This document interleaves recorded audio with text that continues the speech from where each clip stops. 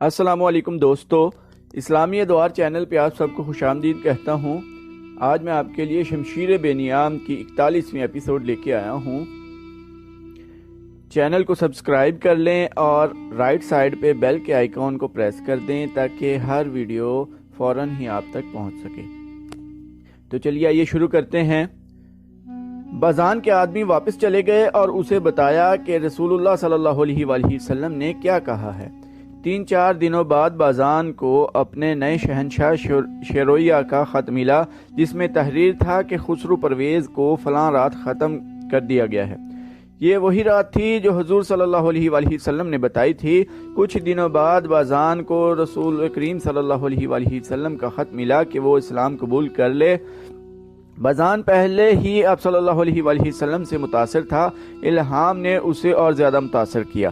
رسول اللہ صلی اللہ علیہ وآلہ وسلم نے اسے یہ بھی لکھا تھا کہ اسلام قبول کر لینے کی صورت میں وہ بدستور یمن کا حاکم رہے گا اور اس کی حکمرانی کا تحفہ مسلمانوں کی ذمہ داری ہوگی۔ بازان نے اسلام قبول کر لیا اور وہ حاکم یمن رہا۔ تھوڑے ہی عرصے بعد فوت ہو گیا۔ رسول اکرم صلی اللہ علیہ وآلہ وسلم نے یمن کو کئی حصوں میں تقسیم کر دیا اور ہر حصے کا الگ حاکم مقرر کیا۔ بازان کا بیٹا جس کا نام شہر تھا، رسول کریم صلی اللہ علیہ وآلہ وسلم نے اسے صنع اور اس کے گرد و نواح کے علاقے کا حاکم بنایا۔ یہ خبر اڑی تھی کہ اسود انسی یمن کے علاقہ مزہج میں چلا گیا ہے اور ایک غار میں رہتا ہے جس کا نام خبان ہے۔ اچانک یہ خبر ہوا کی طرح سارے یمن میں پھیل گئی کہ اسود غار سے نکل آیا ہے اور اسے خدا نے نبوت عطا کی ہے، اور اب وہ اسود انسی نہیں، رحمان الیمن ہے۔ خبر سنانے والے کسی شک کا اظہار نہیں کرتے تھے، بلکہ وہ مصدقہ خبر سناتے تھے کہ اسود کو نبوت مل گئی ہے۔ انہوں نے اسے نبی تسلیم کر لیا تھا۔ جا کر دیکھو، خبر سنانے والے کہتے پھرتے تھے، مزہج جا کر دیکھو، رحمان الیمن مردوں کو زندہ کرتا ہے، آگ کے شعلوں کو پھول بنا دیتا ہے۔ چلو لوگو چلو، اپنی روح کی نجات کے لیے چلو۔ جن لوگوں نے اسلام قبول کر لیا تھا وہ بھی مزہج کو اٹھ دوڑے۔ اسود چونکہ کاہن رہ چکا تھا، اس لیے لوگ پہلے ہی تسلیم کرتے تھے کہ دیوتاؤں نے اسے کوئی پراسرار طاقت دے رکھی ہے۔ اب اس نے نبوت کا دعویٰ کیا تو لوگوں نے فوراً اس دعوے کو تسلیم کر لیا۔ غار خبان کے سامنے ہر لمحہ لوگوں کا ہجوم رہنے لگا۔ وہ اسود کی ایک جھلک دیکھنے کو بےتاب رہتے تھے۔ وہ دن کو تھوڑے سے وقت کے لیے باہر نکلتا تھا اور غار کے قریب ایک اونچی جگہ کھڑے ہو کر لوگوں کو قرآن کی آیات کی طرز کے جملے سناتا اور کہتا تھا کہ اس کے پاس ایک فرشتہ آتا ہے جو اسے ہر روز خدا کی طرف سے ایک آیت اور راز کی 1-2 باتیں بتا جاتا ہے۔ وہ لوگوں کو اپنے معجزے بھی دکھایا کرتا تھا، مثلا جلتی ہوئی مشعل اپنے منہ میں ڈال لیا کرتا اور جب مشعل اس کے منہ سے نکلتی تو وہ جل رہی ہوتی تھی۔ اس نے ایک لڑکی کو ہوا میں معلق کر کے بھی دکھایا۔ ایسے ہی چند اور شعبے تھے جو وہ لوگوں کو دکھاتا تھا اور لوگ انہیں معجزے کہتے تھے۔ ایک تو وہ چرب زبان تھا، دوسرے وہ ہوش الحان تھا۔ اس کے بولنے کا انداز پرکشش تھا۔ اس نے یمن والوں کو یہ نعرہ دے کر کہ یمن والوں کا ہے، ان کے دل موہ لیے تھے۔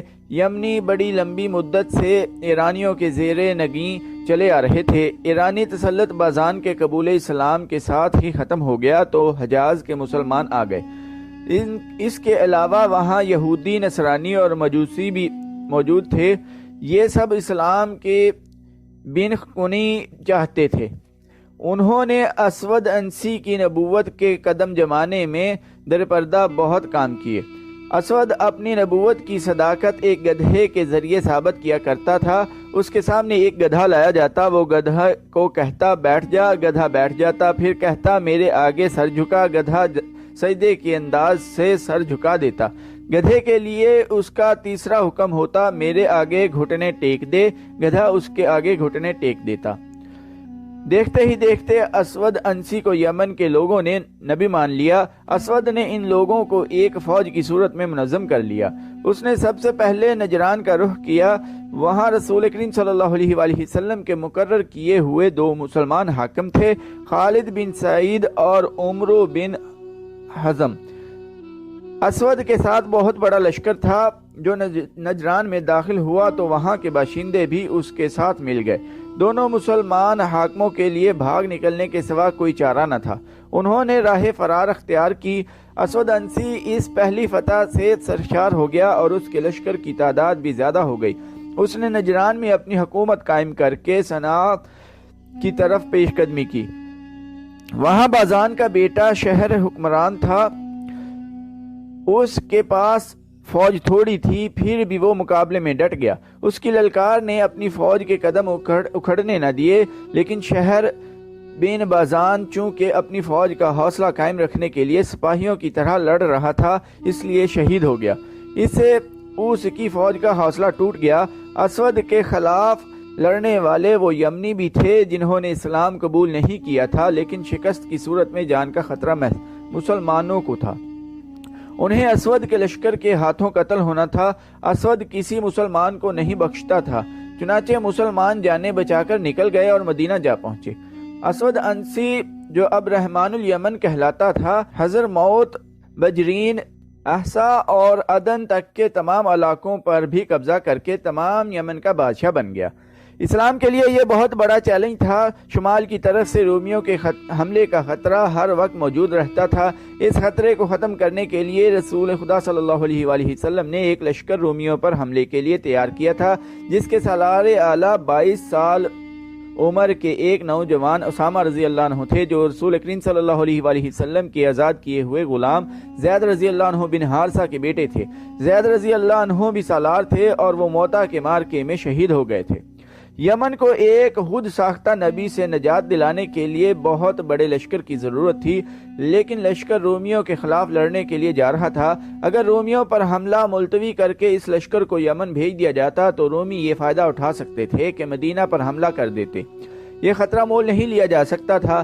رسول اکرم صلی اللہ علیہ وآلہ وسلم نے دوسری صورت یہ سوچی کہ یمن میں جو مسلمان مجبوری کے تحت رہ گئے ہیں اور جنہوں نے اسود انسی کی اطاعت قبول کر لی ہے، انہیں اسود کا تختہ الٹنے کے لیے استعمال کیا جائے۔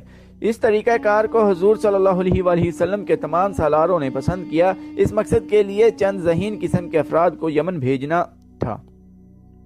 رسول اکرم صلی اللہ علیہ وآلہ وسلم کی نظر انتخاب قیس بن حبیرہ پر پڑی۔ آپ صلی اللہ علیہ وآلہ وسلم نے انہیں بلا کر یمن جانے کا مقصد سمجھایا اور پوری طرح ذہن نشین کرایا کہ انہیں اپنے آپ کو چھپا کر وہاں کے مسلمانوں سے ملانا ہے اور ایک زمین دوست جماعت تیار کرنی ہے جو اس جھوٹے نبی اور عیش و عشرت میں ڈوبے ہوئے خود ساختہ بادشاہ کا تختہ الٹے۔ آپ صلی اللہ علیہ وآلہ وسلم نے قیس بن حبیرہ سے یہ بھی کہا کہ وہ مدینہ سے اپنی روانگی کو بھی خفیہ رکھیں اور یمن تک اس طرح پہنچیں کہ انہیں کوئی دیکھ نہ سکے۔ اس پرخطر مہم کو اور زیادہ مستحکم کرنے کے لیے رسول کریم صلی اللہ علیہ وآلہ وسلم نے دبر بن کنیس کو ایک خط دے کر یہ کہا کہ یمن میں کچھ مسلمان سردار موجود ہیں جنہوں نے مجبوری کے تحت اسود کی اطاعت قبول کر لی ہے۔ یہ خط انہیں پڑھوا کر ضائع کر دینا ہے اور باقی کام قیس بن حبیرہ کریں گے۔ اسود انسی نے جب صنعاء پر حملہ کیا تھا تو وہاں کے حاکم شہر بن بازان نے مقابلہ کیا، لیکن وہ شہید ہو گیا تھا۔ اس کی جوان سال بیوی جس کا نام آزاد تھا، اسود کے ہاتھ چڑھ گئی تھی۔ آزاد غیر معمولی طور پر حسین ایرانی عورت تھی۔ اس نے اسود کو قبول کرنے سے انکار کر دیا، لیکن اسود نے اسے جبرن اپنی بیوی بنا لیا تھا۔ آزاد اب اس شخص کی اسیر تھی جس سے وہ انتہا درجے کی نفرت کرتی تھی۔ اکیلی عورت کر ہی کیا سکتی تھی؟ اس کی خوش نصیبی صرف اتنی تھی کہ اسود عورتوں کا دلدادہ تھا۔ اس نے اپنے حرم میں 20 عورتیں رکھی ہوئی تھیں۔ اسے تحفے میں بھی نوجوان لڑکیاں ملا کرتی تھیں۔ وہ ہر وقت عورت اور شراب کے نشے میں بدمست رہتا تھا۔ رسول اکرم صلی اللہ علیہ وآلہ وسلم کے بھیجے ہوئے قیس بن حبیرہ چوری چھپے سفر کر کے اور بھیس بدل کر صنعاء پہنچے۔ اسود نے صنعاء کو اپنا دارالحکومت بنا لیا تھا۔ ادھر دبر بن کنیس ایک مسلمان سردار کے ہاں خط لے کر پہنچ گئی۔ اس مسلمان سردار نے یہ یقین تو دلا دیا کہ وہ ایسے چند ایک مسلمان سرداروں کو اکٹھا کر لے گا جنہوں نے دل سے اسود کی اطاعت قبول نہیں کی، لیکن اسود کا تختہ الٹنا ممکن نظر نہیں آتا، کیونکہ وہ صرف بادشاہ ہی نہیں، یمن کے باشندے اسے اپنا نبی مانتے ہیں۔ قیس بن حبیرہ ایک ایسے ٹھکانے پر پہنچ گئے جہاں رسول اکریم صلی اللہ علیہ وآلہ وسلم کے شیدائی مسلمان موجود تھے۔ ان مسلمانوں نے بھی وہی بات کہی جو مسلمان سردار نے کہی تھی، لیکن ان مسلمانوں نے ایسی کوئی بات نہیں کہی کہ وہ اس زمین دوز تحریک میں شامل نہیں ہوں گے۔ انہوں نے پرعزم لہجے میں کہا کہ وہ خفیہ طریقے سے وفادار مسلمانوں کو اکٹھا کر لیں گے۔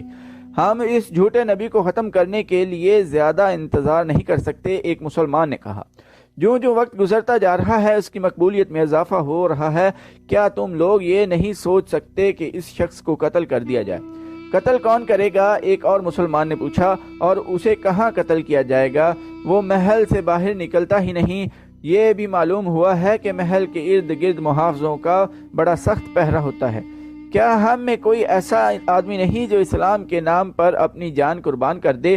قتل کا مشورہ دینے والے مسلمان نے پوچھا۔ اس طرح جان دینے سے کیا حاصل کہ جسے قتل کرنا ہے اس تک پہنچ ہی نہ سکیں؟ اس مسلمان نے کہا، بہرحال ہمیں خفیہ طریقے سے یہ تحریک چلانی ہے کہ کم از کم مسلمان بغاوت کے لیے تیار ہو جائیں۔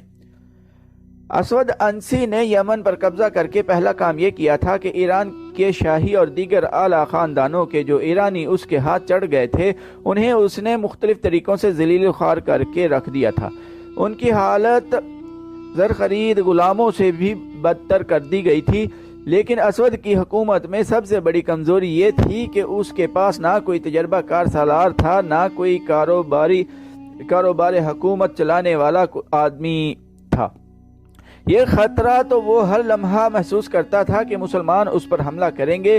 وہ خود عسکری ذہن نہیں رکھتا تھا۔ اس کمی کو پورا کرنے کے لیے اسے ایرانیوں کا ہی تعاون حاصل کرنا تھا۔ اس کے سامنے 3 نام آئے۔ ان میں ایک ایرانی کا نام قیس بن عبدالیغوث تھا جو بازان کے وقتوں کا مانا ہوا سالار تھا۔ دوسرے 2 حکومت چلانے میں مہارت رکھتے تھے، ایک تھا فیروز اور دوسرا دازویہ۔ فیروز نے اسلام قبول کر لیا تھا اور وہ صحیح معنوں میں اور سچے دل سے مسلمان تھا۔ اسود نے قیس بن عبدالیغوث کو سالار اعلیٰ بنا دیا اور فیروز اور دازویہ کو وزیر مقرر کیا۔ تینوں نے اسود کی وفاداری کا حلف اٹھایا اور اسے یقین دلایا کہ وہ ہر حالت میں اس کے وفادار رہیں گے۔ ایک روز فیروز باہر کہیں گھوم پھر رہا تھا کہ ایک گداگر نے اس کا راستہ روک لیا اور ہاتھ پھیلایا۔ تو مجھے معذور نظر نہیں آتا، فیروز نے اسے کہا۔ اگر تو معذور ہے تو تیری معذوری یہی ہے کہ تجھ میں غیرت اور خودداری نہیں۔ تو نے ٹھیک پہچانا ہے، گداگر نے اپنا ہاتھ پیچھے کرتے ہوئے کہا۔ میری معذوری یہی ہے کہ میری غیرت مجھ سے چھن گئی ہے، اور میں دیکھ رہا ہوں کہ تیری بھی یہی معذوری ہے۔ میں نے بھیک کے لیے ہاتھ نہیں پھیلایا، میں اپنی غیرت واپس مانگ رہا ہوں۔ اگر تو پاگل نہیں ہو گیا تو مجھے بتا کہ تیرے دل میں کیا ہے؟ فیروز نے گداگر سے پوچھا۔ میرے دل میں اللہ کے اس رسول صلی اللہ علیہ وآلہ وسلم کا نام ہے جس کا تو شیدائی ہے۔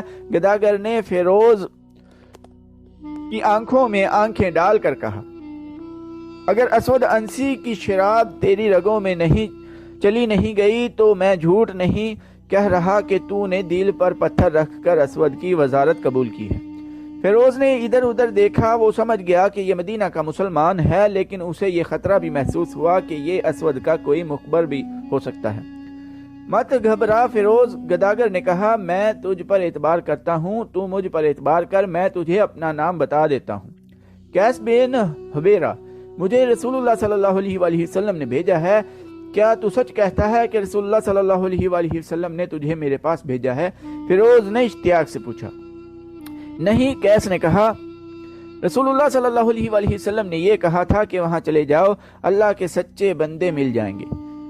تجھے کس نے بتایا ہے کہ میں سچا مسلمان ہوں؟ فیروز نے پوچھا۔ اپنے رسول اللہ صلی اللہ علیہ وآلہ وسلم کا نام سن کر رسالت کے شیدائیوں کی آنکھوں میں جو چمک پیدا ہو جاتی ہے وہ میں نے تیری آنکھوں میں دیکھی ہے۔ قیس نے کہا، تیری آنکھوں میں چمک کچھ زیادہ ہی آ گئی ہے۔ فیروز نے قیس سے کہا کہ وہ چلا جائے۔ اس نے قیس کو ایک اور جگہ بتا کر کہا کہ کل سورج غروب ہونے سے کچھ دیر پہلے وہ وہاں بیٹھا گداگری کی صدا لگاتا رہے۔ اگلی شام فیروز اس جگہ سے گزرا جو اس نے قیس بن حبیرہ کو بتائی تھی۔ فیروز کے اشارے پر قیس گداگروں کے انداز سے اٹھ کر فیروز کے پیچھے پیچھے ہاتھ پھیلا کر چل پڑا۔ رسول خدا صلی اللہ علیہ وآلہ وسلم تک پیغام پہنچا دینا کہ آپ صلی اللہ علیہ وآلہ وسلم کے نام پر جان قربان کرنے والا ایک آدمی اسود انسی کے سائے میں بیٹھا ہے۔ فیروز نے چلتے چلتے ادھر ادھر دیکھے بغیر دھیمی سی آواز میں کہا، اور میں حیران ہوں کہ اتنی جنگی طاقت کے باوجود رسول اللہ صلی اللہ علیہ وآلہ وسلم نے یمن پر حملہ کیوں نہیں کیا؟ ہرکل کا لشکر اردن میں ہمارے سر پر کھڑا ہے۔ قیس نے کہا، ہمارا لشکر رومیوں پر حملہ کرنے جا رہا ہے، کیا ہم 2 آدمی پورے لشکر کا کام نہیں کر سکیں گے؟ کیا تو نے یہ سوچا ہے کہ 2 آدمی کیا کر سکتے ہیں؟ فیروز نے پوچھا۔ قتل، قیس نے جواب دیا اور کہنے لگا، مجھ سے یہ نہ پوچھنا کہ اسود کو کس طرح قتل کیا جا سکتا ہے۔ کیا تو نے اپنے چچا کی بیٹی آزاد کو دل سے اتار دیا ہے؟ فیروز چلتے چلتے رک گیا، اس کے چہرے پر کچھ اور ہی طرح کی رونق آ گئی۔ تو نے مجھے روشنی دکھا دی ہے، اس نے کہا، قتل کے سوا کوئی اور راستہ نہیں۔ میری چچا زاد بہن کا نام لے کر تو نے میرا کام آسان کر دیا ہے۔ یہ کام میں کروں گا تو اپنا کام کرتا رہ جا، قیس زندہ رہے تو ملیں گے۔ تو دوستو آج کے ایپیسوڈ ادھر ہی ختم کرتے ہیں۔ چینل کو سبسکرائب کرنا نہ بھولیے گا، لائک کمنٹ اور شیئر بھی کیجیے گا۔ ٹائم دینے کے لیے شکریہ۔ اللہ حافظ۔